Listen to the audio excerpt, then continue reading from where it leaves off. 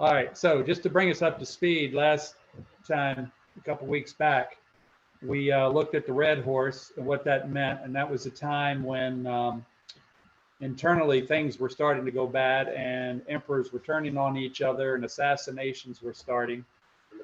Praetorian Guard was built. Yeah, the Praetorian Guard was very active at this time and for probably at least another 100 years.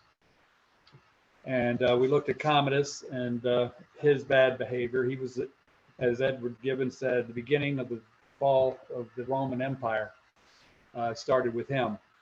And then in the third seal, which was the black horse, there was very abusive emperors that came on who lavished many luxuries on themselves at the expense of the Roman people. Not just, this isn't about Christianity so much as what was happening to Rome internally. And this one guy, Caracalla, he was pretty rough and spent a lot of money and got the Praetorian Guard really going in his favor, in which they took advantage of that very much. And then after he was assassinated, this young boy came on at 15 years old who was a complete sexually perverted person, and things were so bad and what he did that even his grandmother, as we talked about, got him assassinated. His own grandmother, it was so bad. But then when we, in the fourth horse, there was the phrase in there about hurting not the oil or the wine. And this fellow Aglabius, his cousin, Alexander Severus, came along, who restored some order and had balance counters and to keep everything accurate, and he took a lot of these liberties away from the Praetorian Guard, which was sapping the strength and the money. And we found and showed that even the coin minted about him showed the scales in his hand. That we talked about, perhaps pointing us to that time that we're looking in the right place. That they actually carried prophetic things around in their pockets, and of course they would not have known that. But these things are for our eyes to watch. Which brings us up to where we are now and moving forward. And just real quickly again, in this telescope, we did the first three seals, and we're now going to cover 4 and 5 tonight, which deal strictly with pagan Rome. And of course, I have to go through the slide. It'll transition into, as time goes on, the trumpets, Catholic Rome, then Papal Rome, and then things that will be revealed in the kingdom to the thunders. So moving forward now, we have the fourth horse that we're looking at, or the fourth seal. So what we'll do here, we'll start calling on Kathy. Would you read these next two slides, please? Revelation 6:8. And I looked, and behold, a pale horse, and his name that sat on him was Death, and hell followed with him. And power was given unto them over the fourth part of the earth, to kill with sword, and with hunger, and with death, and with the beasts of the earth. Okay, so this one is looking pretty grim. And just like we're going to look at all these components: a pale horse, death, and hell followed him. And power was given over the fourth part of the earth. We're going to look at that. There's a reference that we can see in history of what that might be referring to. And they killed with hunger and with the beast of the earth. Again, these are internal things that are happening. The Christians are struggling through this, but this has to do with the actual history. This will cover a multitude of things that will be happening during this time, and we will continue to see that it is targeted against national Rome. And even though we don't see the Christians suffering, they are going through these difficult, horrible times that are going to take place. And this one covers a good period of time. Keep in mind, things like assassinations, the red horse, things are still happening. Just like with that telescope, if you collapse it in, these things overlap. It's not like a strict line in the sand and then things change. They sort of all overlap. So here, now we'll look at these components. Here, the horse's tail, and death sat upon him. What we're going to, or at least what the brethren who have gone before me have thought, that this seal covers a period of nearly 70 years. And this is a interesting little fun fact, that during this time, there were 39 emperors, and most of them were assassinated. And if you do the math, when you come into power, that's a life expectancy of 1.7 years. So it's probably the most hazardous job in the world at that time. Yeah. Now I think it's lobster fishing in Maine, whatever it is. But where they go after the crabs. Most dangerous most catch. dangerous catch. Yeah, they consider it one of the dangerous jobs in the world. But at the time, this was the most dangerous job in the world. And it began, well, just to think, we got to think about this. We might, well, that's terrible.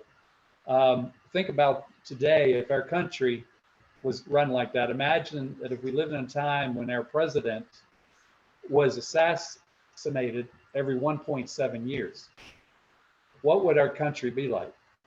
You know, there would be no voting, just kill them and take over. Imagine living under that. We have enough trouble just with the voting thing, but imagine if, you know, they take them out and somebody else comes in with his own agenda. That's a lot of way it worked too. They had their own personal agendas, and that's what brought the country down. It added to the collapse with everything else. And it began with this emperor, and let's see, and his name was Maximinus Thrax. Now, if you look at him, Sounds like a cleaning solution.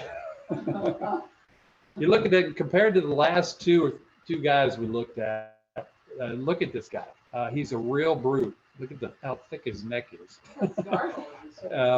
He was. That's the marble.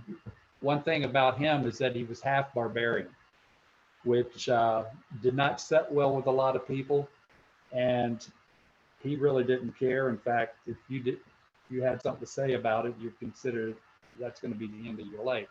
If you read the history, I'm not going to go through it all, but here's a coin printed about him. Big difference from the last fellow we looked at. You can see he's just kind of a very different type person. Yeah. So, but now if you notice the times, we're now at 235 and 238 AD when he was reigning. So we've moved up a little bit from where we first started with these horses. All right, who's next up there? Joanne, can you read? Can you read this? To kill with the sword and with death and with beasts of the earth. He wholesale killed everyone who thought poorly of his. And this, yeah, and read this one too. Maximinus Thrax. Many of his opponents, Romans, were fed to the wild beast or shown into the carcasses of slaughtered animals. Y'all keep going. He doubled the pay of the soldiers, and along with the constant warfare brought higher taxes. He persecuted the Christians ruthlessly. This guy's got, you can see how he's turned everything around that Severus did, Alexander Severus. He's now going in the opposite direction. Severus had cut down all these taxes and everything, and now, as it says, that he doubled the pay of the soldiers. So you can say the soldiers would love him. They're going to protect him, and they're going to take care of anyone that gets in his way. A little more history here. Walter, why don't you read these next couple here? Melted down the pagan idols to make money. When there was a revolt against him by the Senate, he marched on Rome. Okay, so he was another one that didn't live in Rome like Caracalla. If you remember, Caracalla never even went to Rome, and you think of it as the capital, but they worked outside. That it wasn't their interest to be sitting on a throne in Rome. So, and read this one too, Walter. In May 238, soldiers under his command assassinated his son and his chief ministers. Their heads were cut off, placed on poles, and carried to Rome. Okay, so again, Apparently, the fingers and it didn't help some, but keep in mind, what was he marching on? he was marching on there. On their own capital. Right. So there would always be loyalists to the, it's one thing to get paid well to protect the man. It's another thing when you're going to march on the capital itself. There's something. He never made it alive. He made it in pieces. But now let's look at another part of this. Yeah. So he fits in perfectly with the Smyrna epic, the persecuted church, because they think this is the Christians. They put in, I think that's being reference to the fox of the morning. It might be. Put in skins, other skins. Yeah, they're sewn into animals. Terrible thing. It's horrible. And he did this to Romans. This isn't persecuting, even though he persecuted Jews, Christians also. He did this to his own people. So he had no real love for Rome. All right, Linda, you want to read this?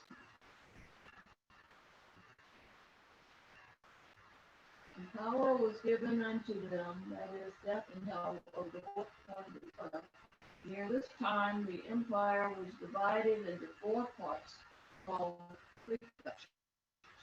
All right, this is what I think might be a guidepost through time that I think Don Thomas came up with and put into the Eureka. It's interesting that the Roman Empire, and we'll look at this slide here, this is when Rome was at its greatest height, the most land they ever really controlled.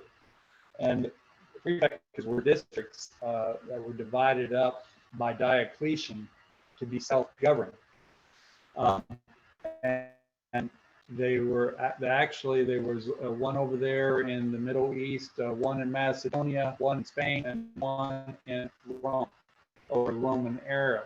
And it's interesting that what we're going to look at next pretty much targeted the Roman era of the country, not the whole country, but the Roman era. And this is going to go with what Joe talked about these pandemics that they dealt with back in their time. Let's see. So Gaul and British Britannia were not number 5 and 6. It said it was 4 prefectures. I know, but that's who ruled Gaul and West and. Well, I don't know where the boundaries were, but these were the general areas that I researched and found to be there. Now, how perfect they are, I don't know. But the point is, there's the emperor, and then there under them were Caesars. You always think sometimes that Caesar was the highest thing, but there were different Caesars that ran different areas, but answered to the emperor. What year is this? We're in about the 250s, 280s, something like that. Now that I'll go back real quick just to, let me go, hang on. The 4th part of the earth, it talks about the earth. And I make it clear that it appears from the way this is written, the earth is referring to Rome. It's not referring to the whole planet. It's the 4th part of this area that all of this is taking place in. We have to find things in history, as the brethren tried to do, that match up, where there are symbols that match up with what was actually happening. So what is this 4th part of the earth? And this appears to be it, because there's nothing else that comes up before. And what we're about to look at actually hit hardest Roman Peninsula that we're going to look at here shortly. Aaliyah, you wanted to read this? Okay. The 4th seal. Italy and the city of Rome were the targeted 4th part of the earth. For nearly 20 years, plague raged without interruption. Okay. Now, Joe talked about a lot of these different plagues. Well, there were actually others that are also recorded. Maybe they overlapped or whatever. Now, all I'm showing here is what I found. Actually, I did not have, this is the new stuff that I'm going to cover with you because it was so pertinent to what we just experienced in our own in the time. Joe didn't mention this plague. I'm going to look at it here. It's called the Cyprian. Did you bring that up, or did you? Cyprian. What Cyprian. year was it? Because they have several names. Yeah. Well, and this one may overlap with some of the ones you looked at, but what was recorded in history about this one and the fact that it hit Rome is very, very interesting. Now, I don't know if anyone, Joe, can you read that? Yep. All right. The outbreak was named after Cyprian as his first-hand observations of the illness, largely from the basis of what the world would come to know about this crisis. He wrote about the incident in stark detail in his work De Mortale, or Mortality. Sufferers experience bouts of diarrhea, continuous vomiting, fever, deafness, blindness, paralysis of their legs and feet, swollen throats, and blood filled their eyes, conjugal bleeding, while staining their mouths. More often than not, death resulted. The sources of the terrible affliction was interpreted by pagans as punishment from the gods.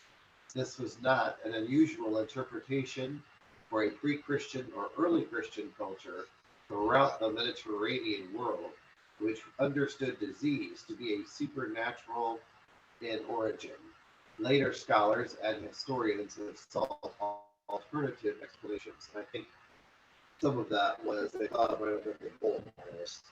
It could have been. I mean, they're learning that Because the now. bleeding of the eyes, that was the biggest cult. Okay. The biggest cult was the bleeding of the eyes.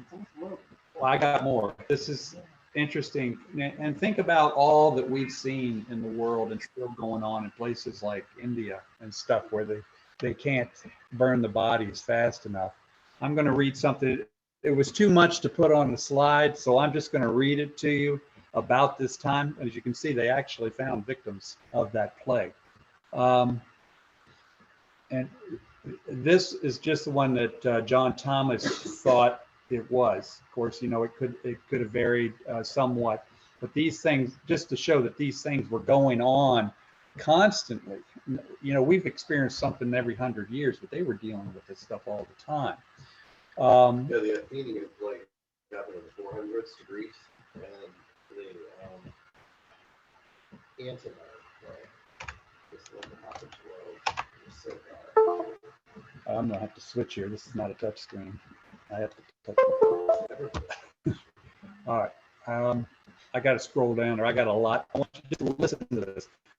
The plague of Cyprian erupted in Ethiopia around Easter of 250 CE. It reached Rome in the following year. Remember, we started over in China, and it came the following year over here, spreading to Greece and further east to Syria.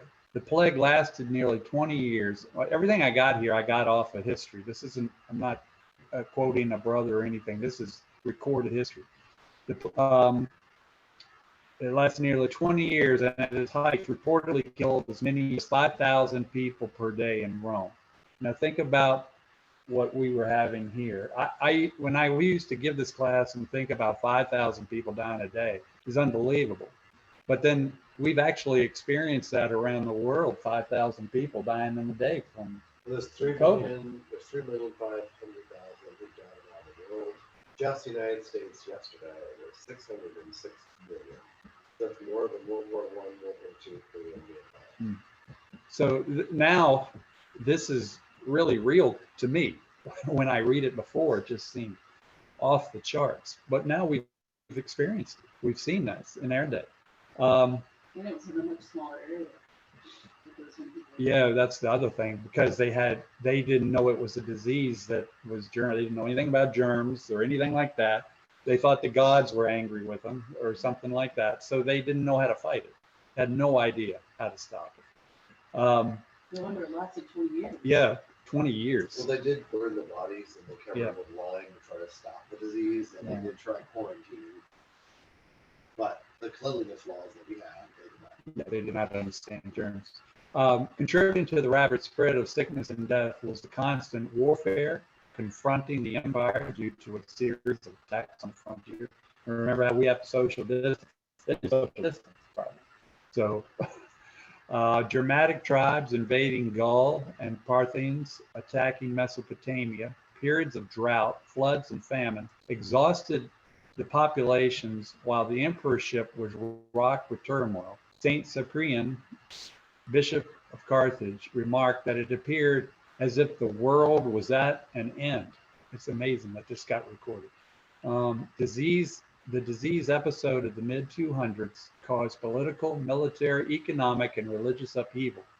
In addition to the thousands of people dying per day in Rome and the immediate vicinity, the outbreak claimed the lives of two emperors, Justinian in 251 and Claudius II in 270. The period in between the emperors witnessed political instability as rivals struggled to claim hold on the throne.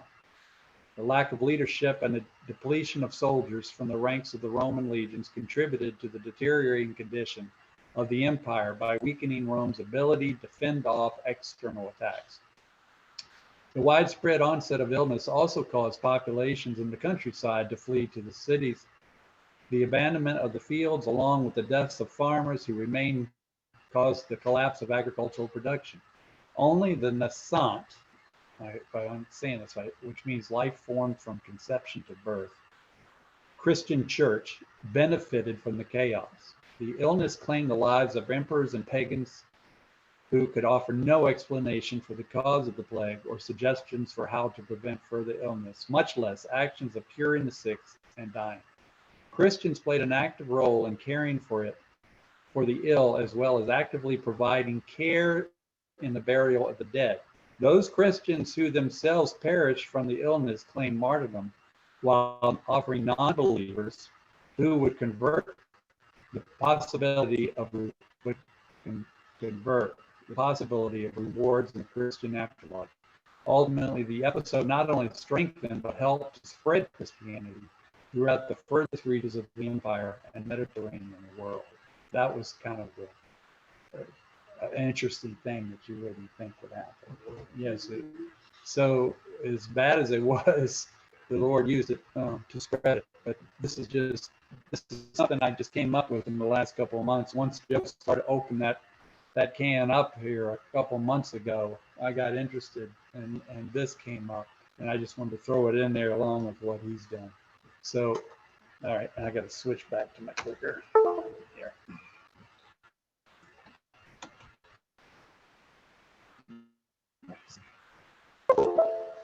All right, so as I said, at 1.5 by dating Rome and any town were entirely depopulated. It went that approximately half the human race perished from wars, pestilence, and famine. So we really can't. We dealt with one thing, you know, and we had doctors that could figure it out in a few months. Imagine all of these things constantly building up. Everybody was in danger of dying in some capacity. But is this forced seal as a result of something? Is it God's punishment for something specific? Or is it just random in your opinion for forced seal? Because I thought these things were brought about for a reason. Like with all the plagues I covered in mine, they all led to something completely different on the other side. So with the Cyprian plague, what was your assessment of why it happened and what was the result after it happened? Well, what all I could come up with just showed that they had no control over things. The gods, the gods that they believed in, they thought were punishing them, but actually, in the long run, it would take history to unfold to look back and see what it accomplished. And like that last paragraph I read, it spread Christianity, and brought paganism more to its knees. Is the best I can come up with. I don't have an exact answer for what No, you're I asking. was being overthrown. Yeah. I think that Athenium like did the same thing because Athens was dying left, right, and center, and they stopped worshiping at the Acropolis. They were like, these guys are against us, evidently, and they were like, now what? And that was before Christianity had started to spread, so they just gave up. You see the stage being set. There's the population convention. As the others come in to conquer, they're going from a four-part empire to a two-part empire eventually. It sets up the line of Nebuchadnezzar's image and all things we expecting. So that's part of the purpose of bringing the bigger family. I'm thankful that the brothers of the past, many of them who have now fallen asleep, put the time in this and look closer to times when people like Edward Gibbons was writing and things like that they put the time into it and let this for us to sort out the way it has. It's been a real blessing that there were the brethren have done their best to pull it out. Now, is it all right on the money? I don't know. But there are things that fit. And as I'll say many times in this class, God would not leave us blind. He's not going to throw all this stuff out there and all these symbols and say, you'll never figure this out. There's something that must match up enough to guide us. Even though the room may be dark, we'll be able to see to some degree. It's a lot like, you and I and Paul and all the others used to take our little hikes on our trail. And the trail was marked. We didn't see every mark. No, sometimes we get off the trail. Exactly. But you could always rely on that somewhere was a mark. In this case, God has provided to let you know you're back in line with what I'm trying to tell you. Yeah. So we might see everything happen. We go back and think, oh. See, I didn't know about this plague. I just learned about this about 3 months ago because Joe started that process. And boy, that kind of opened my eyes to the fact now that we're in a plague, it just becomes so real in a way it wasn't real before. So the other thing I'll add for you real quick is what I've discovered in my lifetime so far is that something that on any person is in the flesh is afflicted. The most thing that will bring you back in line and realize how mortal you are and how you need something else. So every time God does this, a population begins to realize, I'm not even glad tomorrow. What is there beyond this? Yeah. And then the Christian hope's like, oh, I like the sound of what I'm hearing here. So that's part of what's going on. Yeah, and we're going to get to that about how the Roman gods didn't offer salvation. They weren't comforting. And they just you mess up, you get no rain. It was always something like that. We'll get into that when we look at this when Jesus became God situation. We should get into that. All right, let's see. Hey, Roger. Hey, Roger. What's that? This is Patsy. The audio is really I can't hardly understand you all. It keeps coming in and out your audio. We can't hear anything. I can't hear anything you all are saying. Do you guys have two mics or something? Because it sounds like they're fighting each other or something. The two mics. We're having the same problem, Roger. Oh, okay. Oh, I'm sorry to hear that. That's so weird. Can you move the whole thing closer to you? Because there is a microphone there. Can you hear me? How about now? It's very distorted. No, you just have to. Try it again. Can you hear me now? No. Yeah, it's going in and out. It's going like this, like you're underwater. Roger, if you could back on at the bottom. No, it's just not on. The one that says the speaker down there at the bottom. No, I don't. On the right-hand side, On the right-hand side. by the little cloud with the one job. Something like this. I don't have any of those on mine.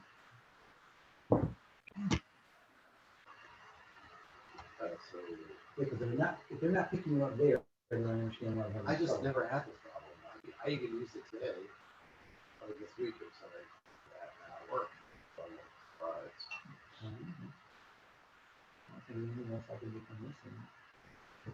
You want to look at his settings over here? I'll have to put this back in. Make sure we're not getting some input.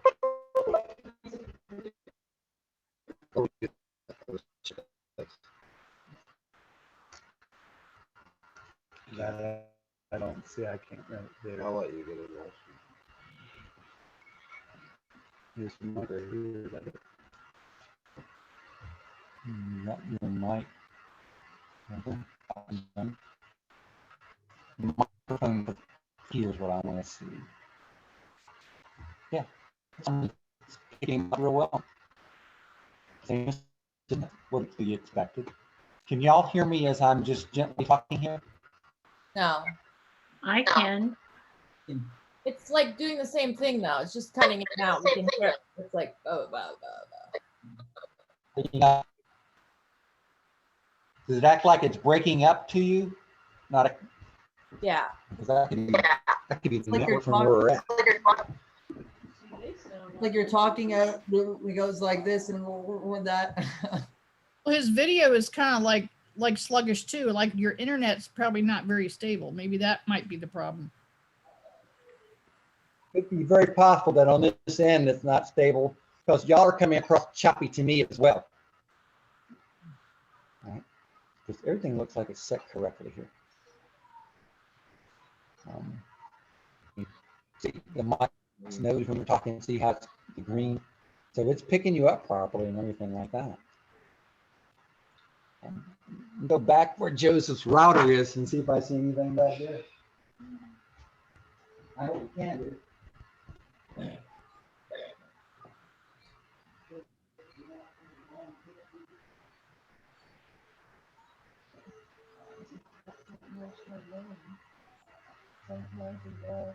Yeah, I can't. Jesus, open it and see it. Then I have my car, which is like and then I open my house. So what is he doing? He's jumping down and getting into my horse. There's no way that he's possible.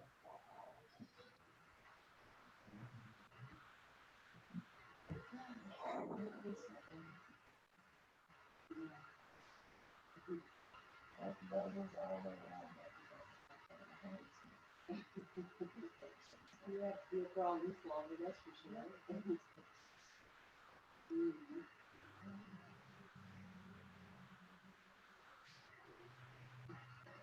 I set it all out and I didn't know.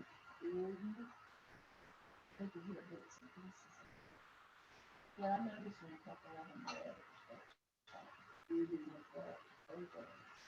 Yeah.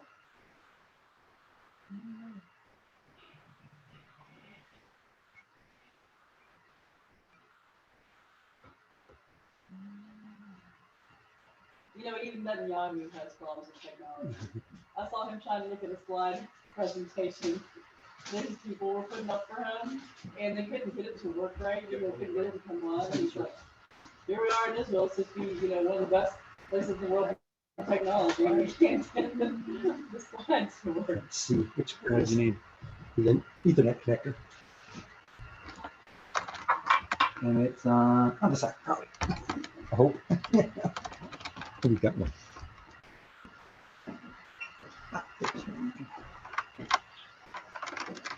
Now we're going to be hardwired, not Wi-Fi. Oh.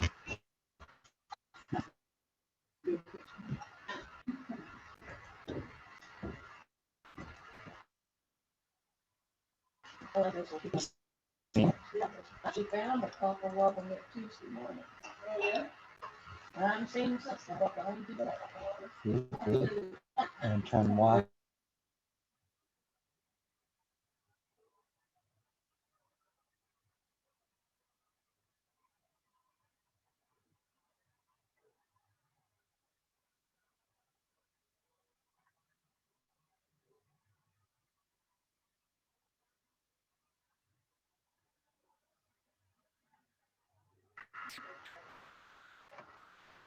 Here's everything. We got Stephen in the water probably. This is supposed to be you. Oh, there you are over there. Oh, that's Frank and Helen. Right now. Yeah, he's still sharing. Trying to figure out. Can you guys hear us now? How do we sound coming across? Or did we totally get disconnected? That's what I'm trying to figure out. All right, let me have a chair for a second, Roger. I hear sounds.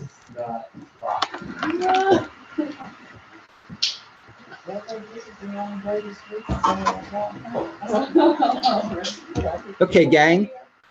First of all, tell me, how does this sound to you now? Much better. Much better. Much That's better. good. That's good. All right, let me get some things in place. Correct. So the Wi-Fi connection was getting stomped on by something. So all right, let me get you back to where I had you and we'll be in business. Probably. All right, let's get him from current slide. Well, the thing is that it's just right through two walls. And you're there.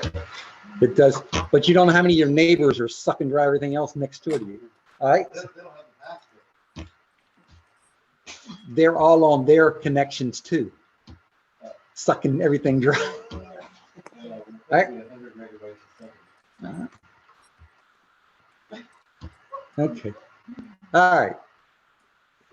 Now share. That's why I got to get things where they can see him, and we're in good shape. Man, what you got? All right, share screen. Here we go again. Oh, I just enjoy everybody watching me try to make things better. Yeah, that's exciting. Unfortunately, that's what I do all day long, every day. Well, All right. so much more forgiving audience this time. True. Very true. Okay. And let's see. And do this. Come on. Almost there. I would play the guitar for it. So. All right. All right. Everybody sees things really well? Yes. Okay, cool. I'm turning you back to Roger. Let me out. Thank you very much, Walter. You're welcome. Next, Master Booster.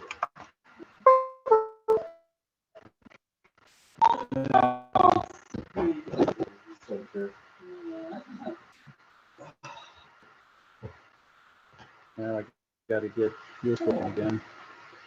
All the hot water right there. Okay. All right.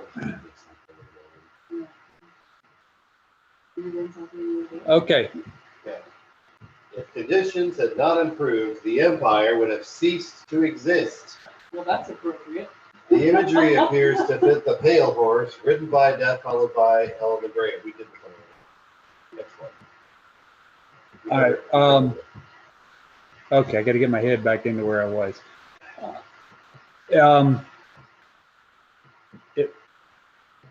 In history, though, again, it wasn't time for Rome to be totally removed. There were many still to be born and to come to know Christ. There's a number, I think, that the Lord has fixed to fill up the saints and the brethren of each era of time that can see this unfold history. We're going to look at that in some detail. Can you all hear me now? Yes. We're losing you. I'm losing you. You're breaking up again, Roger. Bring it really close to you. I just have never had this problem. How about now? Better.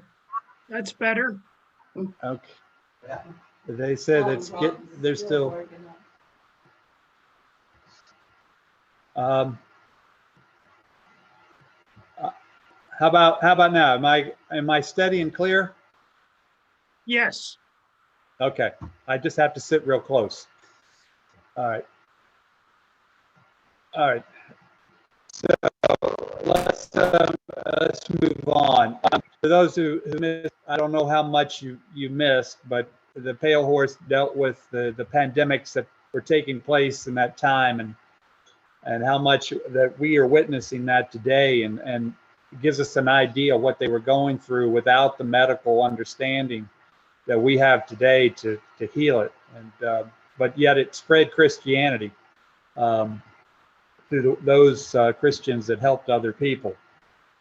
All right, so kind of wrapped his horses up. I wish y'all hadn't missed it, that much of that, but I really don't think we need to go back through it all again. So in a nutshell, the white horse, the truth spread, and there was a lot of peace in the earth, even though the Christians still struggled in many ways. It spread without war. And the red horse was assassinations and the beginning of the decline of the Roman Empire. And the black horse, taxes and abuse, as we saw by those really took advantage of their position to their own desires. And the pale horse, fire, which brought plague and death. And all of these seem to fit with what was happening at that time. Again, we talked about at the start of this, is that this is a continuous historical unfolding of time. A lot of what you see in the world today taught about the four horses of the apocalypse, or that they haven't come yet, because a lot of the world of Christianity believes in a futurist, and that they're still waiting for these systems to show up and not even knowing what they are. But they happened 1700 years ago, and that time has passed. And they were all a part of time that was bringing Rome down piece by piece from within. The horses, as we had talked about one time, were symbolic of the Roman Empire and their military might. As the horses changed color, so did the conditions in Rome. So if anybody's got any questions or something you missed that you want to know, please speak up before we go on to the next seal. What did the arrowless bow represent? Without warfare. What? Without warfare. What was without warfare? The truth spread. There was no mightily, but not with the conquering, with taking lives, but with conquering through the truth. So the sword of the spirit, right? Yeah. It's a bow.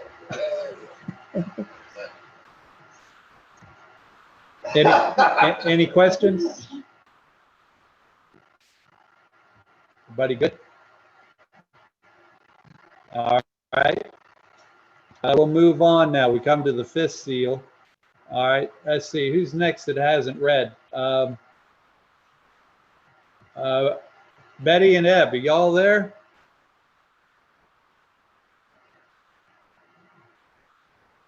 Maybe not. I don't know if you can hear me, but I can read. Okay, go ahead. Under the fifth seal, we are given a look at how the believers suffered, especially under the thumb of pagan Rome. All right. Keep reading. Well, I got it. Oh, there you go. Alan? Okay, it's slow up here. Coming on the screen, Revelation 6, 9 through 10. And when he had opened the fifth seal, I saw under the altar the souls of them that were slain for the word of God and for the testimony which they held. And they cried with a loud voice, saying, How long, O Lord, holy and true, dost thou not judge and avenge our blood on them that dwell on the earth? Okay, so we can see that many brothers and sisters have died through this, and they're waiting for something. And of course, if you take this literally, it sounds like they have immortal souls, but this is a language of the Bible about God remembering those. This is one of the other stories that's unfolding while all these horse times are taking place. There are people who are dying and being persecuted, and they're symbolically crying out, How long, O Lord, will you allow this to go on? And it says they're under the altar.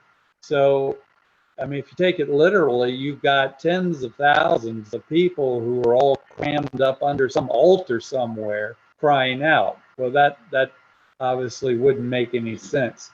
But what we're going to find out here is that this is a number that is building up and symbolically, God has heard their prayers, and they are not being forgotten. So let's look at this fifth seal a little closer here now. So symbolically, this is the picture that's kind of that he's seeing, is all of these people under an altar crying out. So Leah, would you read next? Revelation 11. Can everybody hear me? Only not from that distance. You get closer. Okay. And white robes were given unto every one of them, and it was said unto them that they should rest yet for a little season, until their fellow servants also and their brethren that should be killed as they were should be fulfilled. Okay, so what's happening here? Obviously, the resurrection hasn't come yet by these words. This isn't something beyond our time, but back behind our time. Because they're being told that they should rest for a while or for a little season until everyone who has been killed through time has been fulfilled. And not as that there's this number that God probably has in his head of those through time who will come to know him. In Acts 15:14, Simon Peter hath declared how God at the first did visit the Gentiles to take out of them a people for his name. So God is taking out a people for his name to fill this number of those saints until our Lord returns. It's a very interesting concept that's taking place here. I tell you what, for the sake of sound and we're not struggling, I'll just do the reading for the rest of the class because I know you can hear me. If we go back to our opening scene, like up in this corner of the slide here, it says Revelation 5:8, and when he, that was Christ, had taken the book, remember the line, taken the book, the 4 beasts and 24 elders fell down before the Lamb, having every one of them harps and golden vials full of odors, which are the prayers of the saints. So what is happening here? The Lamb is now going back in time, and he's answering those prayers that are going to take place, and they will all be answered. The 5th seal is a time of that that were present in that opening vision. These prayers in the 5th seal were what was being part of that opening scene, if you can understand what I'm saying. It's been a little hard to pull it together since we had to stop so much. I hope I'm not too broken up myself here in how this sounds. Now, this is some interesting history that really helped me to understand it was Rome's conflict with Christianity. What really was the conflict that Rome had? And this is something I didn't realize, but yet Scripture seems to support, is that Rome and Greece were very religious, tolerant of other religions. Because we read in Acts 17:22, when Paul was on Mars Hill, it says, "Then Paul stood up in the midst of Mars Hill and said, Ye men of Athens, I perceive that in all things ye are too superstitious. For I passed by and I beheld your devotions, and I found an altar with an inscription to the unknown God, whom therefore ye ignorantly worship. Him declare I unto you." So here we see that they were open to other gods and other religions, and even had a desire perhaps to understand them and know them. That's not where the conflict was. The conflict was in Christianity turned the world upside down. And here's an interesting thing I hadn't thought about, is that Rome had no problem with other divinities as long as it didn't impact civic duties, patriotism, or turn others away from the respect of other deities. Christian genocide was never their intent. Even though we had these persecutions, it never started off to be something like Hitler did when he would wipe out a whole race of people. They're trying to put this fire out that is taking people away from the gods. And you can imagine if once you understood who Christ was, you stopped giving your money to the other gods and the other temples and things of that nature. You wouldn't join the military. So that was becoming a real problem. And I learned a lot of this through this book that is extremely important. Some of you may have read it already. It's by Richard Rubenstein, When Jesus Became God. I'm sure most of you have heard about it. And what Richard Rubenstein did, he was a student of understanding conflicts that have had effect on world history and how the conflicts came about. Now, I won't go into all the details. You really need to read his book. I've already read it twice. It's so good about how the Trinity actually grew through Christianity and how the conflicts it caused and how people were even killing one another over this doctrine as it unfolded and became bigger and bigger and is what it is today. But the issue we're talking about here is he said this. I think I missed something there. Yeah. For most people, pagan religion was not really a religion at all in the sense of systematic theology, a transcendent ethic, or a quest for personal salvation. One's core beliefs and a state of one's heart had little to do with it. I found that very interesting, and that made sense when I heard it. Here's how we went on. Christians had not merely added another god to the pantheon, they had redefined religion itself. Their God was infinitely righteous, but a merciful parent. His son, an eternally loving and faithful friend. Now that sounds nothing like the gods of Rome, who would just shut off the water, turn off the lights, whenever, or not make crops grow, as far as they thought. They didn't have the relationships with them as a parent and as with Christ, as with a friend. Is everybody hearing me okay? Yes. Okay, good. I just want to make sure I'm not talking into the wind. So, all right. So now this is something, Joe, that you helped me with a few years back. The Pantheon is a building in Rome, Italy, commissioned by Marcus Agrippa during the reign of Augustus about 15 BC. As the gods of ancient Rome and real Emperor Hadrian about 126 AD. So Jesus and the apostles, not Christ, because Christ didn't go to Rome, but Paul may have walked by this building or even in it because it was built back around that time. It is one of the best preserved of all ancient Roman buildings, in large part because it has been in continuous use throughout its history. And since the 7th century, the Pantheon has been used as a church dedicated to Saint Mary and the martyrs.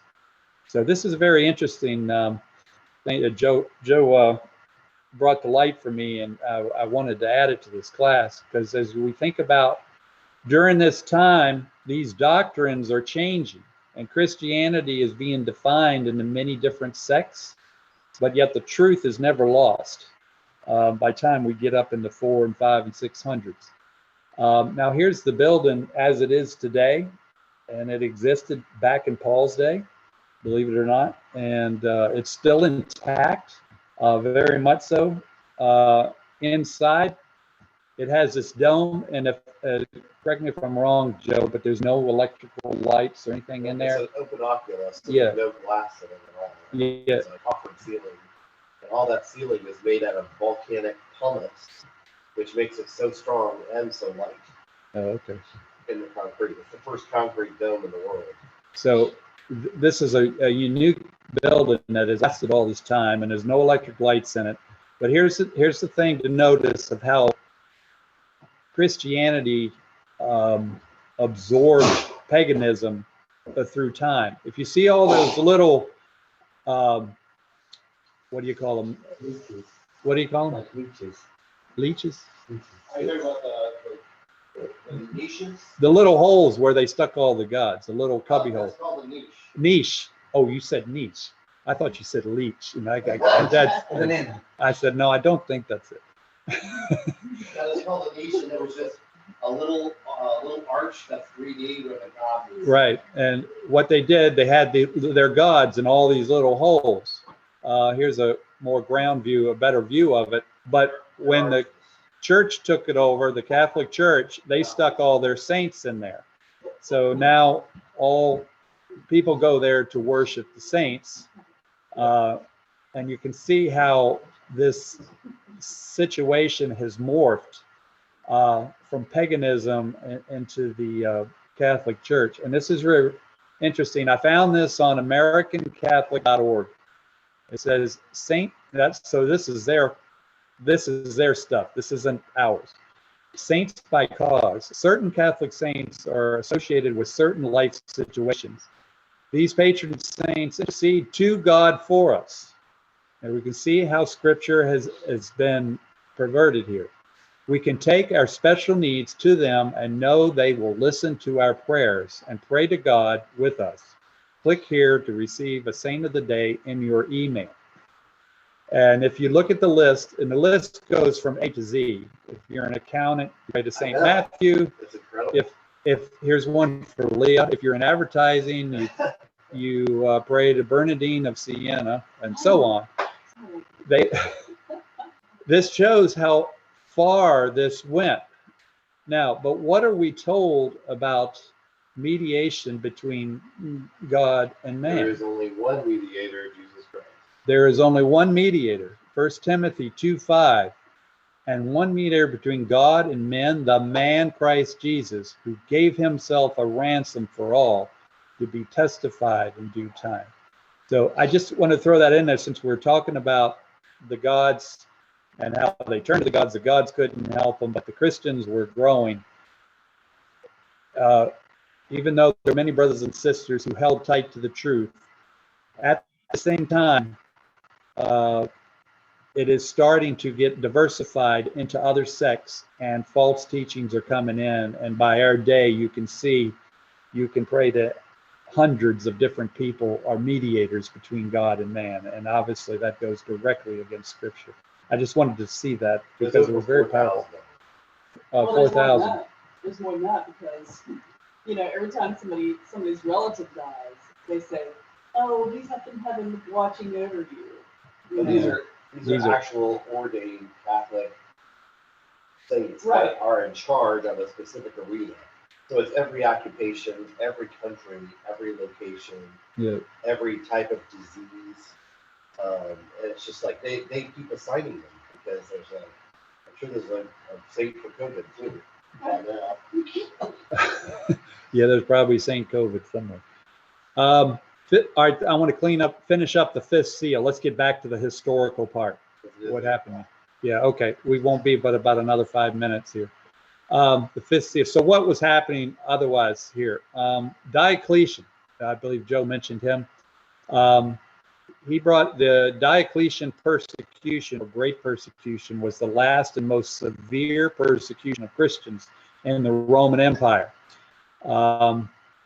He helped greatly to terminate the calamities of the fourth seal, but set in motion the conditions of the fifth seal.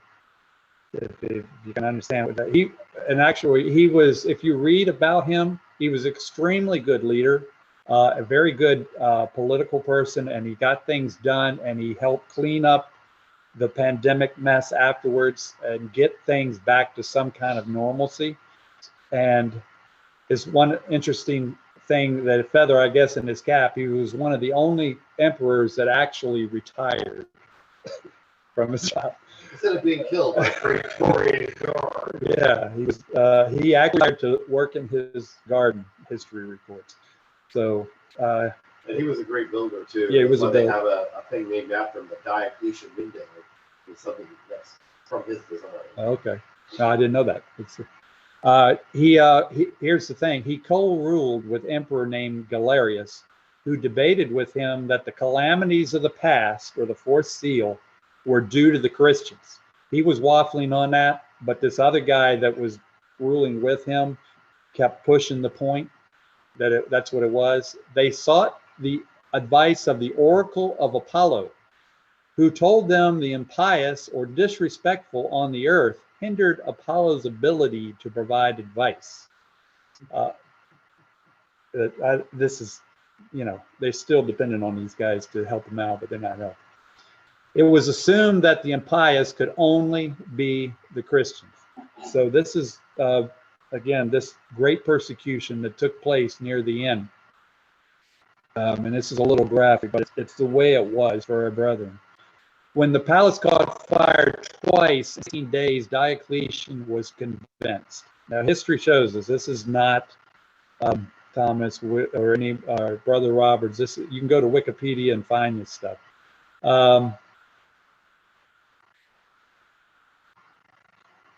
Let's see. The edict was then issued at that time, and here's what he put on them: sentence of death to all who held secret assemblies of worship. All scriptures were to be rounded up and burned. Places of worship destroyed. Anyone who did not turn to paganism would not be allowed to hold office and be beyond the protection of the law. This is what he decided. So that means that last one, if someone wanted to lynch you, no one would protect you. You could just be killed and lynched. So it was, your life was really hanging in the balances then. So this is an extremely bad time for the brethren. The persecution raged for 10 years. And it's just a time when it should really bring to light what our brethren were going through. We hear about Christian persecution and things like that, but when you really study into it, it becomes extremely powerful. Because it says in Psalms, precious in the sight of the Lord is the death of his saints. It's not just unfortunate. They unfortunately got killed. God has remembered them, and all those souls on the altar are in his mind here. Brother Roberts said it very well. This thing there. Make sure that changes for that. Okay. Robert Roberts in 13 Lectures of the Apocalypse which was actually the book that got me started on this. He said, these terrible visitations upon believers extended throughout the Roman Empire and added thousands to the number of victims under the altar. Of course, that's symbolically, because their blood was spilled. Let's really see. Let's see. The sufferings of the saints, both in body and mind, were of great severity during this terrible season and are fitly expressed in the prayer put into the mouths of the dead souls under the altar, where they cried, how long, O Lord, holy and true, dost thou not judge and avenge our blood on them that dwell on the earth? Now, this can be, people would automatically believe that they're immortal souls, but how can they ask this when they're dead? If they've died, they've been and they're gone. This language is very similar to something that we know very well back in Genesis about Cain and Abel. Then the Lord said to Cain, where is your brother Abel? I don't know, he replied. Am I my brother's keeper? And the Lord said, what have you done? Listen, your brother's blood cries out to me from the ground. That's what the ground said too. So that after eat blood in it, because the life is in the blood. Even if they killed an animal and they ate it with the blood in it, he says, I will demand an accounting for that dead animal. That's how far it went. Because the life was in the blood, so the blood was the witness. But what I wanted to say was everyone would automatically assume that Aaron's blood is, Abel's blood is not crying out from the ground. But yet, it's just a way of where God will have justice. I know this has happened. And it's the same situation with the souls under the altar. They're not literally standing under an altar screaming out, "How long, O Lord?" It's just like Abel. Their blood cries from the ground, and there will be justice. Like whenever they would say, when David would say, "Your blood be on your own head." Yeah, You know. yeah, that's good, Leah. It would be. So in Genesis, so anyway, in Colossians, and to talk more about what that means, in Colossians 3:2-4, we read, "Set your affection on things above, not on things on the earth. For ye are dead, and your life is hid with Christ in God." That's what the souls under the altar, their life is hid and remembered in his mind. They're not literally thinking. "When Christ, who is our life, shall appear, then shall ye also appear with him in glory." And we know that the altar is Christ. And Matthew, "Fear not them which kill the body, but are not able to kill the soul, but rather fear him which is able to destroy both body and soul in hell, which is the grave." So these are those that will be remembered. God remembers, and he will not forget. So in closing this, we have to realize that the apocalypse is of great importance. And I hope that this seal really drove the point home to me, because I never emotionally connected myself with Christian persecutions in the past until I studied this. And then I realized it wasn't just so-called mainstream Christianity. It was our brothers and sisters in Christ, and that became so real to me in this. We must all appreciate the brethren that went before us. I wanted to say one more thing, because they had to live in this terrible period. We've been blessed that we did not have to live through that. They did.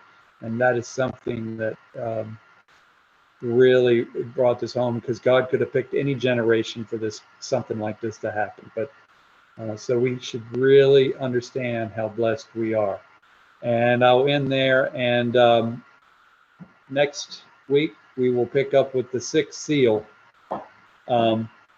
which it has to do with the sun being darkened and the moon turning red. So I'll stop there. Our great and loving Heavenly Father, so much for tonight and bringing us together, and to once again to open up this book of your revelation. Help us to understand. We know there are still many areas of it that are hard to understand, and we're not always sure, but we are thankful for the brothers that went before us and searched these things out and gave us some direction to look in. And we look forward to the ultimate fulfillment of all of these things, to where prophecy will be a thing of the past. It'll never, not something of the future, but a thing of the past. And that day will be wonderful, when everything has come to pass and we are experiencing it with your Son. So bless us now as we go on in separate ways, and bring us back together again. In Jesus' name, amen.